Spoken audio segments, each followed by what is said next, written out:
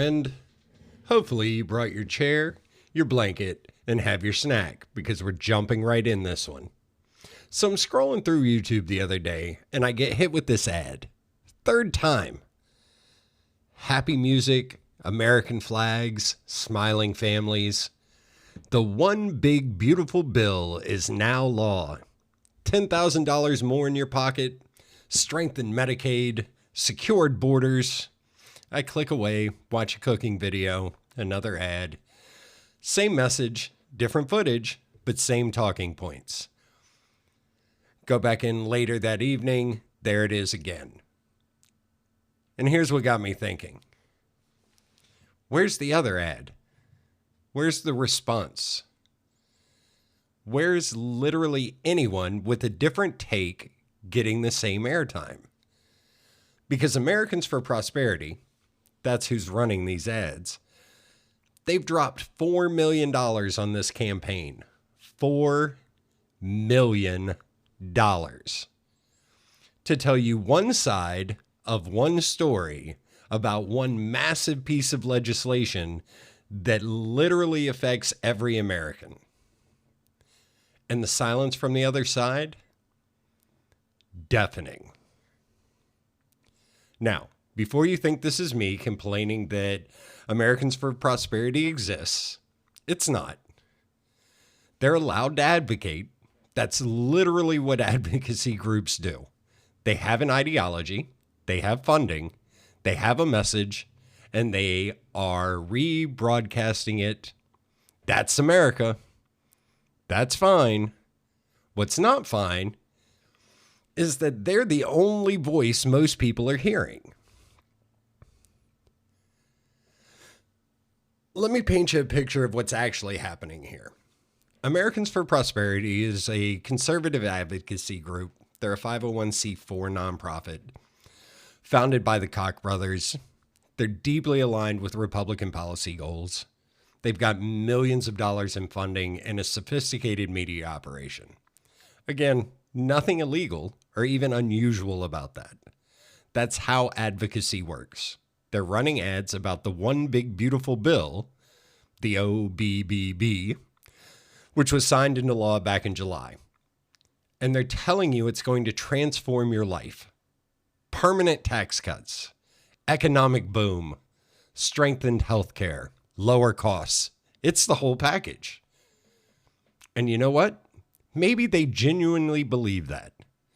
Maybe everyone at Americans for Prosperity wakes up every morning convinced this bill is the best thing since sliced bread. I'm not questioning their sincerity. What I'm questioning is this. Where's the counter message? Where's the $4 million ad campaign from the other side explaining what the Congressional Budget Office actually found? Where's the primetime YouTube ads telling you that 11.8 million people are projected to lose health coverage? Where's the slick graphics and upbeat music explaining that independent economists think the growth projections are fantasy? They don't exist. Or if they do, they're so outgunned, so outspent, so completely drowned out that they may as well not exist. So here's what happens. You're trying to figure out what's in this massive bill. You're a busy person. You've got a job, kids, a mortgage. Maybe you're taking care of aging parents. You don't have time to read a 1,000-page piece of legislation. Nobody does. That's not a criticism. That's reality. So you're relying on what comes to you. And what's coming to you over and over and over again is one message. This bill is great. This bill will help you. This bill strengthens healthcare and puts money in your pocket. But you're not getting the full story. You're getting a story. And here's the thing that really gets me. This isn't Americans for Prosperity's fault. Not really. They're doing exactly what they're supposed to do. They're advocating. They have a perspective.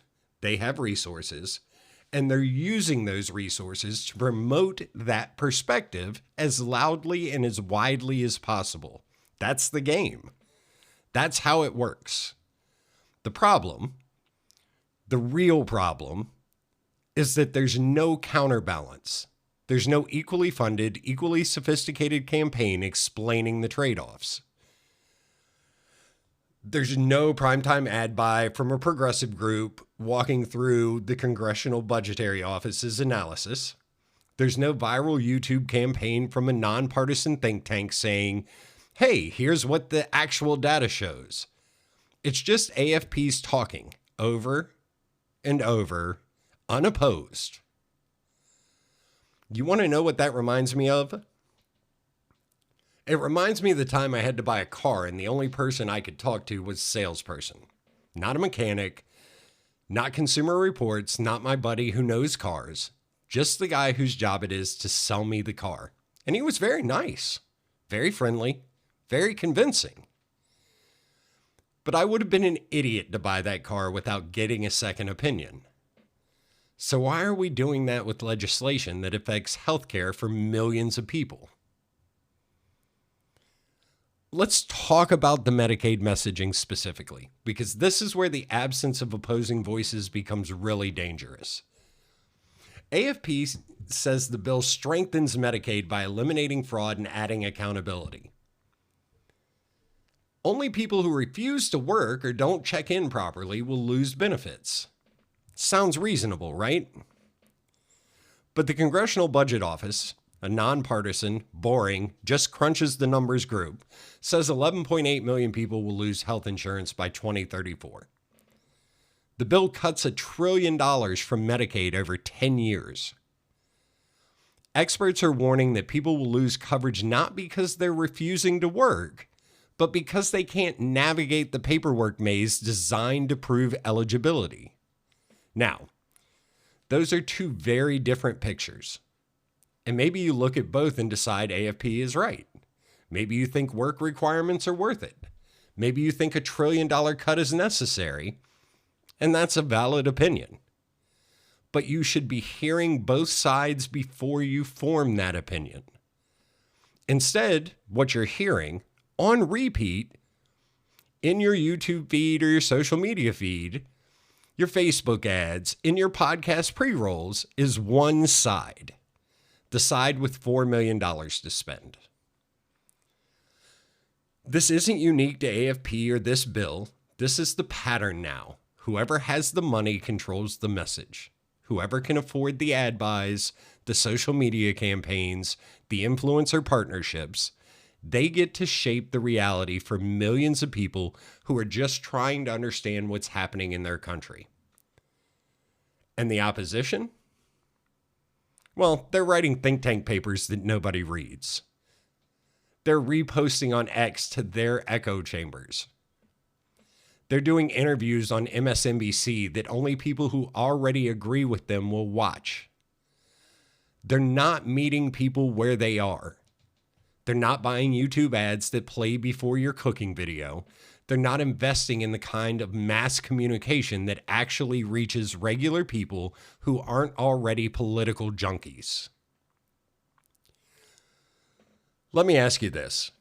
If you were on trial and the prosecutor had unlimited resources to present their case, primetime TV, expert witnesses, slick graphics, emotional testimony, but your defense attorney had to present their case through a mimeograph newsletter distributed in one neighborhood in Cleveland, would you call that a fair trial? Of course not. Because justice requires that both sides get heard. So why don't we demand that for policy? Here's what kills me about this whole situation. I actually have to do the work to find the other side. I had to go looking for the CBO report.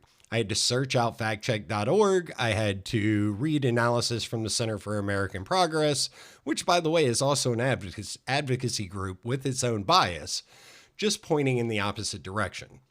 And I'm a guy who does this for a podcast. I'm motivated to dig. Most people aren't. Most people shouldn't have to be. The information should come to them, both sides, equally, loudly, but it doesn't. So what happens? People form opinions based on incomplete information, And then we wonder why we can't have productive conversations about policy. Take the economic claims. AFP is advertising that this bill will put $10,000 to $13,000 more in your pocket annually. That sounds incredible. Who wouldn't want that? That number comes from the White House Council for Economic Advisors. They're projecting GDP growth over 4% annually. But the Committee for a Responsible Federal Budget calls it fantasy growth. Quote, independent analysis project growth between 0.1 and 1.3%.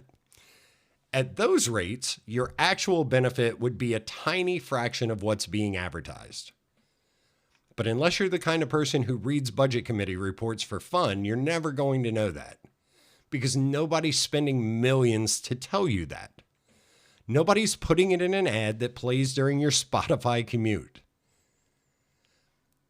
You just get the $10,000 promise on repeat. Same thing with the deficit. AFP says the bill reduces the national deficit by $1.4 trillion. Fiscal responsibility, finally. The Congressional Budget Office says it adds $3.3 trillion to the deficit over the next decade. How do you get numbers that far apart? Accounting methods. The White House uses one approach, CBO uses another. Maybe one is more accurate, maybe they're both flawed. That's actually an interesting debate worth having. But we're not having it because only one side of that debate has a marketing budget. So here's where I land on this. I don't blame AFP for doing what they're doing. I really don't. They're playing the game according to the rules. They've got resources. They've got a message. They're using every tool available to spread that message. What I blame is the system that allows this kind of one-sided information environment to exist. Why isn't there a publicly funded nonpartisan version of this? Why isn't the CBO buying YouTube ads? Why isn't there some kind of, here's what's actually in this bill campaign that reaches the same audience with the same frequency? Why do we let policy debates be determined by who can afford the biggest megaphone? Because here's what happens when only one voice dominates. We don't get democracy, we get persuasion theater. People aren't making informed choices. They're making choices based on whatever information successfully reached them. And if the only information successfully reaching them is coming from one direction, from one ideological perspective, from one set of funders with one set of interests, that's not an informed electorate. That's a manipulated one. And before you think I'm just picking on conservative advocacy groups, I'm not. This happens in both directions. It's just that in this case, on this bill, right now, the progressive side is nowhere to be found. They're losing by forfeit. So what do you do about it? What do I do about it? First, recognize that if you're only hearing one side of a story, especially a story this important, you're not hearing the whole story, period. Doesn't matter how convincing it sounds. Second, actively seek out the opposing view. I know that's work. I know you're busy. But if you're going to have an opinion about something that affects millions of people's healthcare and trillions of dollars in national debt, you owe it to yourself to hear both sides. Third, support media and organizations that do real, nonpartisan analysis, because they're getting crushed right now, outgunned, outspent, outreached. And if they disappear entirely, we're all screwed. Here's my genuine question, friend. When did we become okay with this? When did we accept that policy debates would be won by whoever has the most money to buy ads? When did we stop demanding that our information environment give us the full picture instead of the picture someone paid to show us? And when did we stop being outraged that the system is designed this way? Because I'm telling you, Americans for Prosperity isn't the villain here. They're just the symptom. The villain is a system where truth and lies, facts and spin all cost the same amount to broadcast. but only if you can afford the broadcast in the first place. All right, friend, ran over. If you made it this far, I appreciate you. If you don't want to see, or excuse me, if you want to see what I'm talking about, go watch one of those AFP ads on YouTube. Then go find the CBO report on the One Big Beautiful Bill.